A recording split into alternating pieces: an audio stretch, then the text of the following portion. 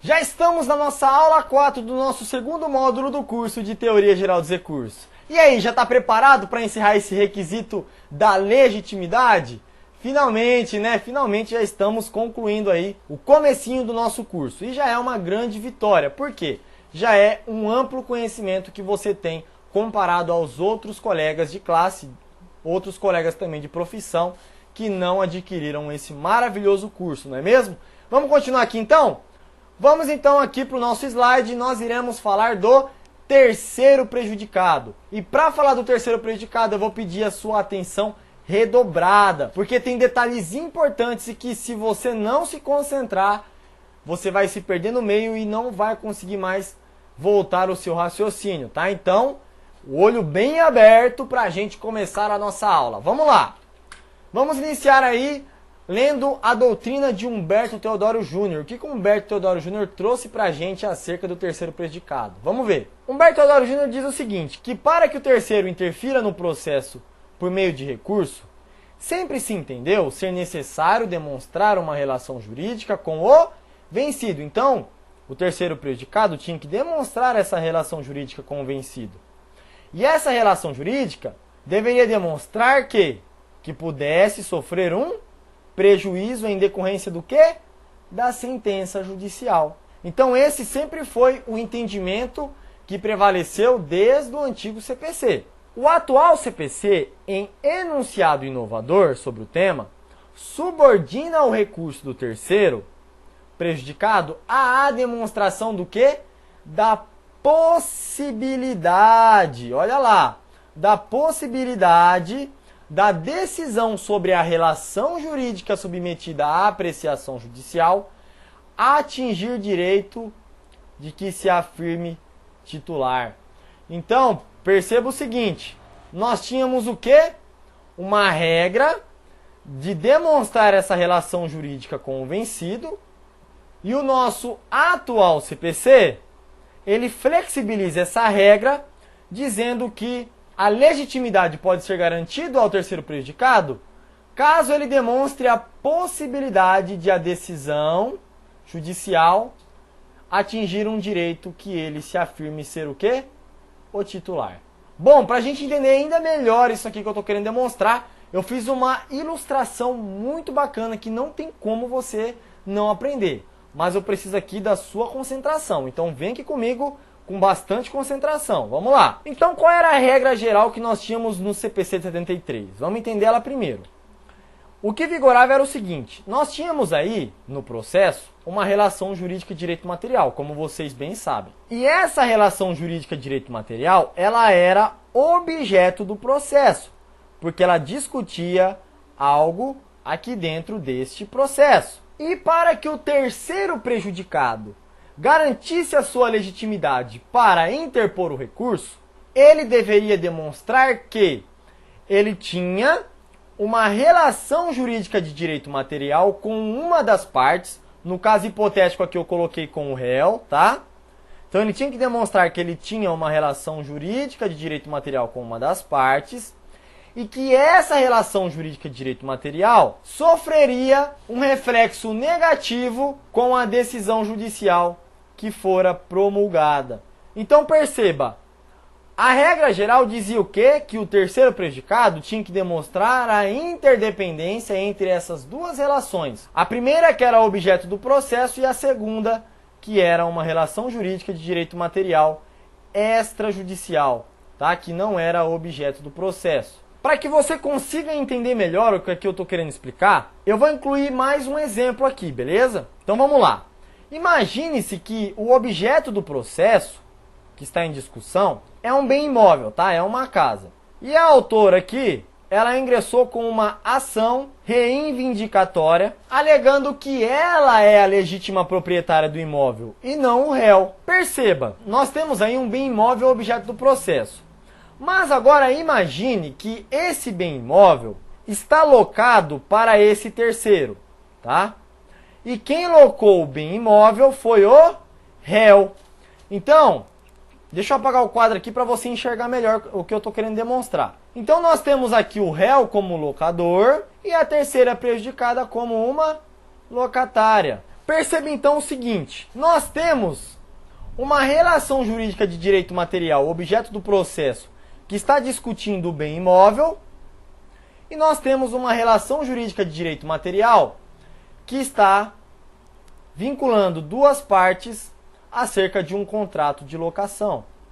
Então, a decisão judicial que estabelece que o réu não é proprietário atinge a relação jurídica de direito material entre o réu e o terceiro prejudicado, porque o réu, ao mesmo tempo que ele é réu no processo, ele também é o quê? Ele é locador de um bem imóvel, que é o objeto do processo, que foi locado para um terceiro prejudicado. Entendeu? Então perceba que nós temos a infringência da decisão judicial numa relação jurídica de direito material. E era isso que deveria ser demonstrado no antigo CPC, tá? Professor, e como ficou agora no atual CPC? O atual CPC, ele flexibilizando essa possibilidade, ele diz o seguinte, que basta que a parte demonstre que a decisão judicial, de alguma forma, atinja um direito de que se afirme titular. Então, se a decisão judicial atingir um direito desse terceiro prejudicado, de que ele se afirme ser titular, e que ele foi prejudicado por conta dessa decisão, ele já adquire o quê? A legitimidade para interpor o recurso. Ok?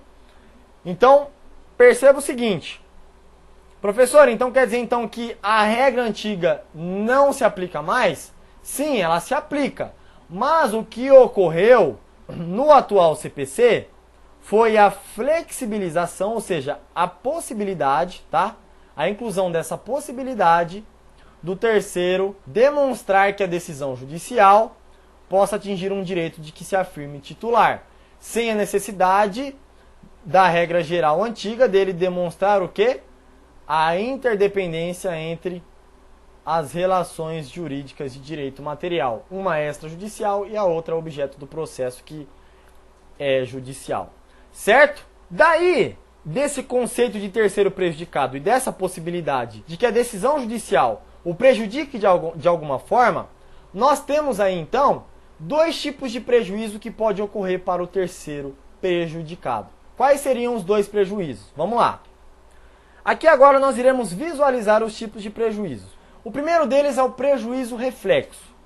E você vai entender aqui de uma forma muito fácil como isso ocorre, tá? Vamos lá. Utilizando o mesmo exemplo ali do slide anterior, nós iremos analisar aqui um processo que está em discussão, uma ação reivindicatória de um bem imóvel. Ou seja, a autora está alegando que ela é a legítima proprietária desse imóvel e que o réu é o invasor. Nós temos aqui a relação jurídica de direito material, que é o objeto do processo, e nós temos, do outro lado, outra relação jurídica de direito material, que não é objeto do processo, mas que vincula uma das partes que está no processo, que aqui no caso hipotético eu coloquei é o réu, e um terceiro. Então o que acontece? O réu, ele é o locador deste imóvel, que é o quê? Objeto do processo. Visualize, a decisão judicial que prejudica o réu, olha só, a decisão judicial que prejudica aqui o réu, ela estará prejudicando reflexamente a terceira prejudicada, o terceiro que é a locatária, que é a pessoa que locou o imóvel. Então perceba que o prejuízo nesse caso, ele será reflexo. Por que reflexo, professor? Porque atingiu quem primeiro? Atingiu o réu. Então ele é o primeiro prejudicado. Então o prejuízo está vindo diretamente no réu. Então ele é o primeiro prejudicado. Porque se a decisão judicial diz que ele não é mais o proprietário, ele tomou prejuízo. E reflexamente, quem vai tomar o prejuízo? A terceira.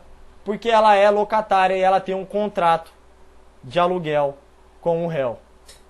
E de repente, a nova proprietária não queira que ela seja mais a locatária e tenha interesse de demolir esse imóvel ou fazer qualquer outra coisa. E se ela é a proprietária, por óbvio, ela tem essa legitimidade para fazer o que ela bem quiser. ok? Percebeu aí, né? Você aprendeu. O prejuízo aqui ele é reflexo. E você que será um excelente profissional ou uma excelente profissional aí no ramo jurídico, se você for interpor um recurso, qual vai ser o vício processual que você vai alegar para reverter a situação do réu, né? Porque o terceiro prejudicado, ele vai recorrer nesse caso para quê? Para ajudar a parte que ele tem um vínculo contratual, não é mesmo? Então a terceira prejudicada, ela tem interesse em recorrer para ajudar quem? O próprio réu, tá? E você, advogado, advogada de sucesso, você vai alegar que tipo de vício para você conseguir reverter essa situação? Hã? Ah, isso mesmo. Errores injudicando. Isso aí, querido aluno, querida aluna. Errores injudicando. Para quê? Para você? Isso. Modificar ou reformar a decisão judicial. E aí reverter a situação e o prejuízo não ser mais para o réu, mas sim para a autora, né? Tirar ela como proprietária. Continuando aí, nós temos o próximo prejuízo, que é o prejuízo direto. E aqui no prejuízo direto, é importante você entender o seguinte. Aqui, no primeiro quadro, vou até apagar para você enxergar melhor. O prejuízo, primeiramente, ele atingia quem? O réu, não é mesmo? Ele atingia o réu, para depois atingir a terceira prejudicada. Aqui, o prejuízo, ele é direto. Olha só, ele sai da decisão judicial e já atinge a terceira prejudicada. É isso que eu quero que você entenda. Não passa primeiramente para uma das partes, seja o réu, seja o autor, para depois atingir a terceira prejudicada. Não! O prejuízo ele sai da decisão judicial e já vai diretamente para a terceira prejudicada. Professor, eu preciso de exemplo para entender isso aí. Então vem aqui comigo. Eu trouxe 2 exemplos de prejuízo direto que pode ocorrer e que se acontecer com você, você vai estar craque e com certeza vai ser o maior advogado aí da turma, porque na hora que bater na sua porta, você vai estar com a resposta aqui, ó, a ponta da língua. Então vamos lá. Primeiro exemplo que eu trouxe aí para você é uma decisão de divisão em que o condômino não foi citado. Nós sabemos que o artigo 239 do CPC, olha lá, 239. Se quiser, abre o vadimeco e faz a leitura aí. Ele estabelece como regra a citação de qualquer uma das partes. Se não ocorrer a citação, o processo é considerado inválido, tá? Então nós estamos diante aí de uma norma cogente, né, de ordem pública, que se for violada, pode ser alegada de ofício pelo juiz e pode ser alegada em qualquer momento do processo. Então vamos pegar esse exemplo. Imagine que nós temos aí um imóvel, colocar de novo um imóvel, mas poderia ser um sítio, poderia ser um prédio. Vou colocar uma casinha aqui, tá? A casinha é fácil de explicar. Então, vamos lá. Nós temos essa casinha tudo torta aqui, que existe mais de um dono. Existe 5 pessoas que são donas dessa casa, tá? E aí, nós estamos diante de uma ação de divisão desse bem, beleza? Divisão entre os condôminos. Mas o juiz, ele só cita 4 dos donos da casa, tá?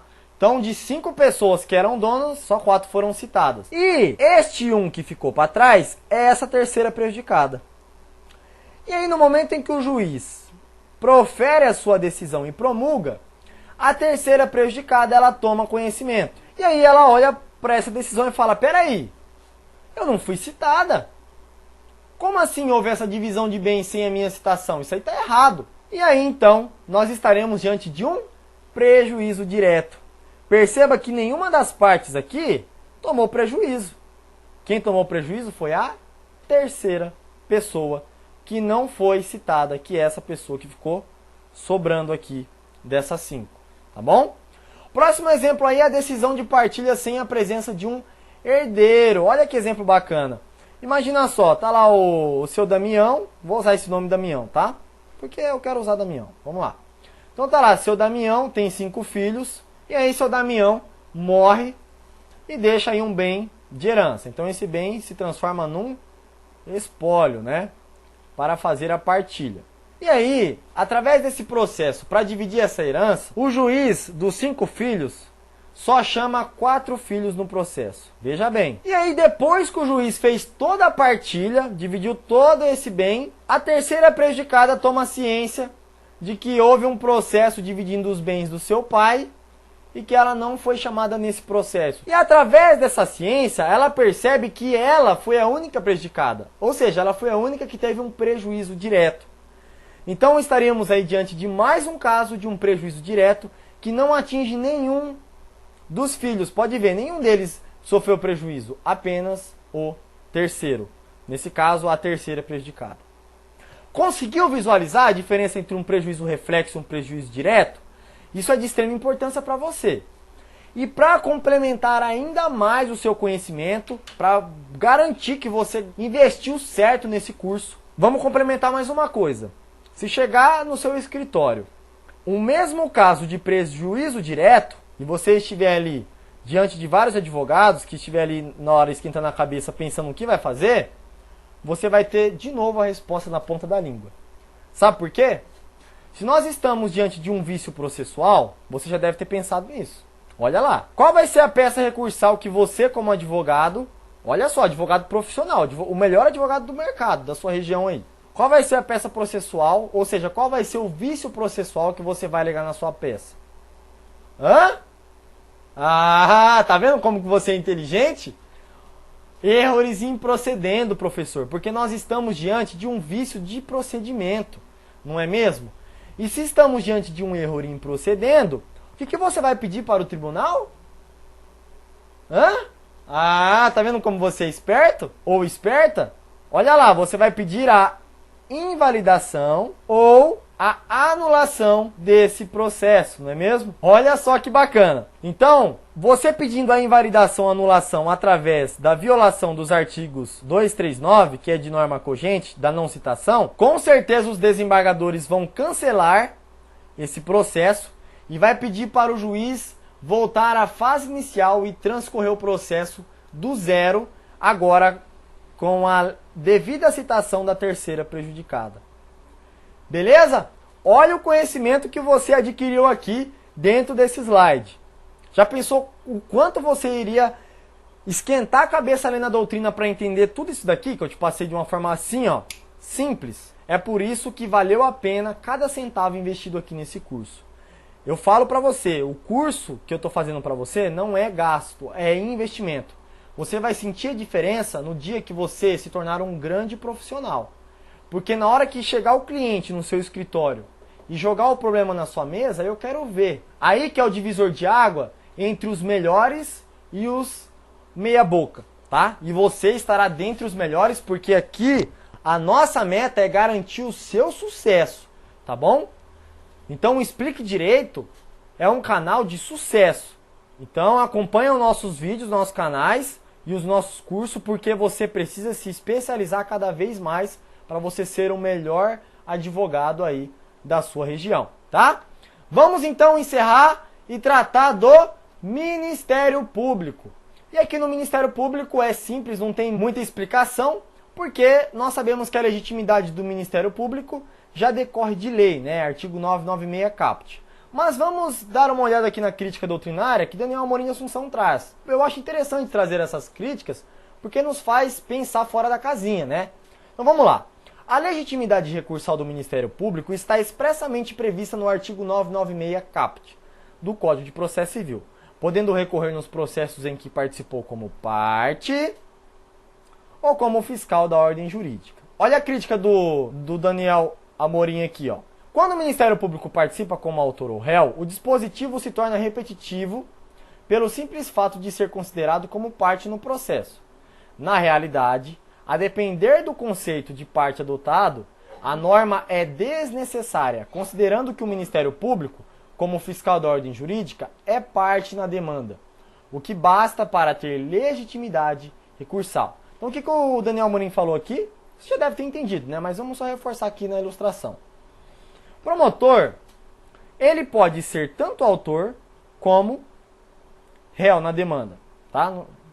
Considere esse personagem aqui. Então perceba, pelo simples fato do promotor sendo autor ou réu, ele já é considerado como parte no processo, não é mesmo? E quando o promotor atua como fiscal da lei, ou seja, como custos legis, ele também é considerado como parte no processo. Então perceba que Daniel Amorim fala que o artigo 996 ele se torna repetitivo, por quê? Se ele já considera parte como requisito de adquirir a legitimidade, o promotor, em qualquer atuação do processo, ele ou vai ser autor, ou vai ser réu, ou vai ser custo legis, que também se considera como parte fiscal da lei. Então, Daniel Amorim de Assunção ele faz uma crítica muito bem feita, que o legislador ele acabou exagerando ali no seu artigo 996. Bom, continuando aí, nós temos algumas observações rápidas para encerrar aqui a nossa aula, que é de extrema importância que você tenha o conhecimento, ok? Então vamos lá. Quais são as observações? A primeira delas é que o Ministério Público, ou seja, o promotor, ele é dispensado de recolher o preparo, tá? Professor, o que é o preparo? O preparo é as custas recursais. Então, o promotor, ele não recolhe custas recursais. Não vai me cometer uma gafe de fazer uma petição para o tribunal alegando que o promotor não recolheu custa, porque você vai tomar uma cajadada lá dos capa preta lá de cima. Então, pelo amor de Deus, tenha esse conhecimento do artigo 1007, parágrafo 1º do CPC. Tá? Então, abre aí seu vadimeco e já faz a leitura. Aliás, eu vou deixar aí na apostila embaixo. O Ministério Público, como vocês já devem ter estudado, ele goza de prazo em dobro. Então, o artigo 180 do nosso CPC, ele traz essa benesse para o Ministério Público, Fazenda Pública, enfim, para todos os órgãos públicos aí que nós temos. Então, se o recurso é de 15 dias, com exceção dos embargos de declaração, que são 5, como vocês já sabem, o Ministério Público ele gozará de prazo em dobro, então 30 dias, e 10 dias para opor os embargos. Beleza? Então você tem que ter esse conhecimento. Geralmente esse prazo de 30 dias é o terror dos advogados, porque a decisão judicial, muitas vezes, acaba demorando para transitar em julgado por conta desse prazo em dobro do Ministério Público. Ainda mais o Brasil, que é cheio de feriado, né? Que brasileiro adora feriado. Inclusive eu também sou brasileiro, eu adoro. Às vezes, esses 30 dias podem se tornar até 3 meses. Tô falando sério, porque emenda sexta, sábado, domingo, aí vai segunda-feira também não abre o fórum, enfim. Sempre tem essas emendas aí do Poder Judiciário. Mas o conhecimento necessário para você, para a gente encerrar aqui o requisito intrínseco da legitimidade, foram todos esses que você agregou. E eu tenho certeza, e você também pode ter certeza, que são pouquíssimos alunos que têm toda essa capacidade de raciocínio e compreensão que você acabou de adquirir. Beleza? Encerrando então aqui a nossa aula. Agora, na próxima aula, nós trataremos do interesse, tá? Aulinha interessante para você, presença obrigatória, e eu espero que você não desista do curso. Você já acabou o primeiro requisito. Força aí, guerreiro, força que você será um excelente profissional ou uma excelente profissional aí no mercado de trabalho, tá bom? Pode confiar aqui em mim, porque eu estou me matando de estudar, tô lendo 3 doutrinas, tá? Para garantir que você vai ser o melhor do mercado. Eu tenho que honrar esse símbolo que eu criei. E eu quero muito ter orgulho no dia de amanhã, entrar num poder judiciário e ver você, querido aluno, como um juiz, um promotor ou um excelente advogado. Falar, pô, aquele homem ali, ó, aquela mulher, pensa que advogado, que juiz, que promotor de qualidade.